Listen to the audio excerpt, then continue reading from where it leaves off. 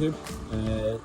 Yesterday evening I completed my first client install of a Denali upgrade to a 1200 GSA. So here she is. The 2012 R1200 GSA air cooled.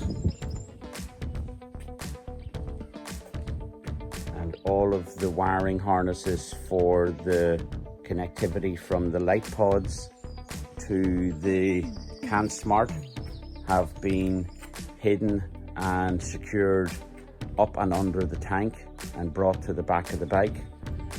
So you can see that we've got the Denali D4s connected with the Denali engine bar mounts,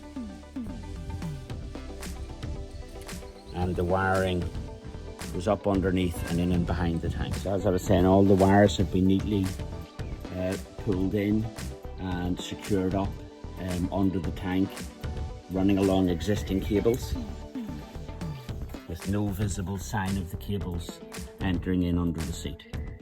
So this customer also installed their own Innov K2, which is placed in here.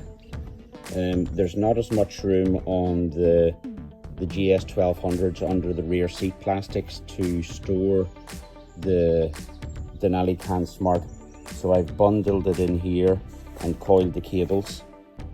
So in here we've got the Denali CanSmart itself, its 4 outputs, its output for the horn function on the hex heads or the oil-cooled GSs, and the cabling running forward to the left light pod and running forward under here to the right light pod.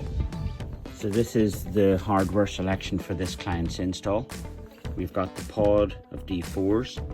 We've got the light bar mounts for the 22mm and above engine bars, and also the Denali CanSmart.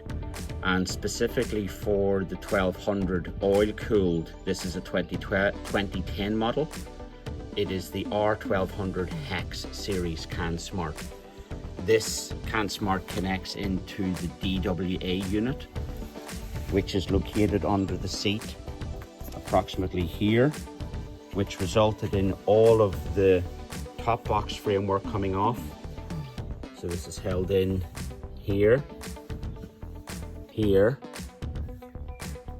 there's a spacer behind that screw.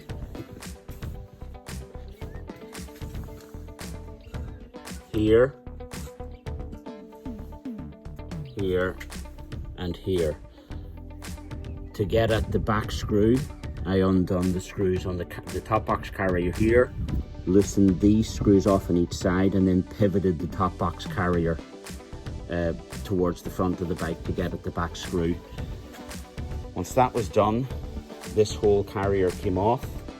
There are 2 screws here, 1 screw there, a screw here, and a screw there. Then this plastics lift off, exposing the alarm control unit, which is here, which the Hex CanSmart connects into. Cables run down here under this box and connect directly into the battery. So as I said, the customer has already some of their own stuff connected to the bike that they didn't want touched. So for this installation, the client wanted the ability to turn off the light pod on the side that the indicator was flashing on. To do that, you need to use 2 circuits on the Denali CanSmart. In this installation, I used the red circuit and the blue circuit for the D4s, and then programmed the CanSmart to turn off the D4 while either the left or the right indicator was flashing. So the left side, the left D4 will go off, right side, the right D4 will go off. So I'll show you that now. So just a point, you will see the LEDs flashing here. The D4s, they are not flashing, it is just the modulation that the phone picks up on. So if I turn on the right indicator, you will see that the right D4 turns off, leaving the left D4 turned on. If I cancel and turn on the left indicator,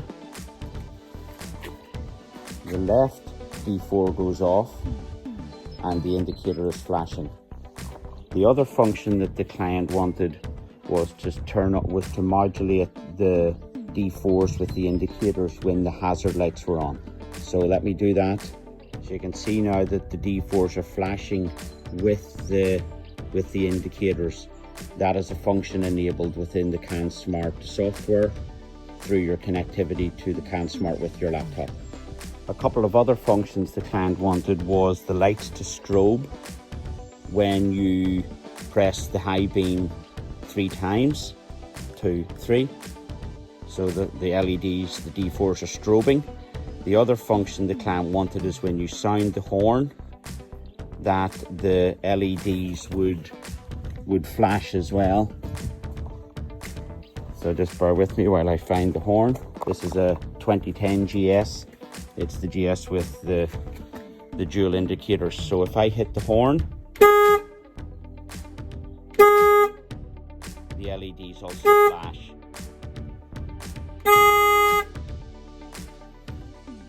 On the Hex series CanSmart,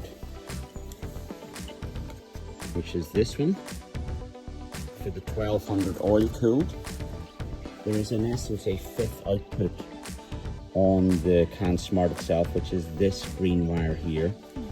This wire here I have it routed to run all along the side of the bike and up to the front of the bike, and you have to connect it into the horn. In this client's case, they have an aftermarket horn, not Denali, and it involved splicing and cutting the existing connections into the horn and splicing the end of that cable in. Not a big job, don't be concerned about it. It'll take you 5 to 10 minutes to do it. So this customer also had the factory BMW light mount bar that we removed as part of this installation, held in with 3 torque screws to the factory upper bars, connected here, connected there. You can see there are 2 original connections. These were already disconnected by somebody else, and screw 3. So the bar's quite easy to remove. I tie strapped the cables up. Nice bit of slack to avoid any run of water into the light pod. So that's it, guys. My first planned install of a set of D4s with the Denali CanSmart Hex series for R1200GSA oil cooled. This model is 2010. If you want any further details on this service, please message me on Facebook, Instagram, or by email to info@aircloud.ie. That's EIRcloud.ie. Thank you, guys and ladies. There's your bike wired up. When you're out tomorrow, we'll final position the lights to your liking, and then just show you what the strobing is like.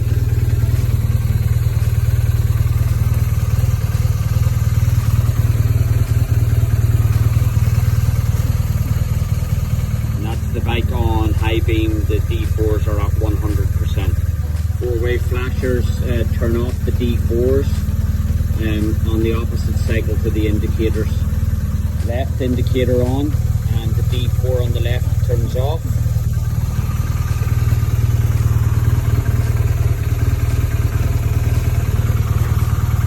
Right indicator on, and the right D4 turns off.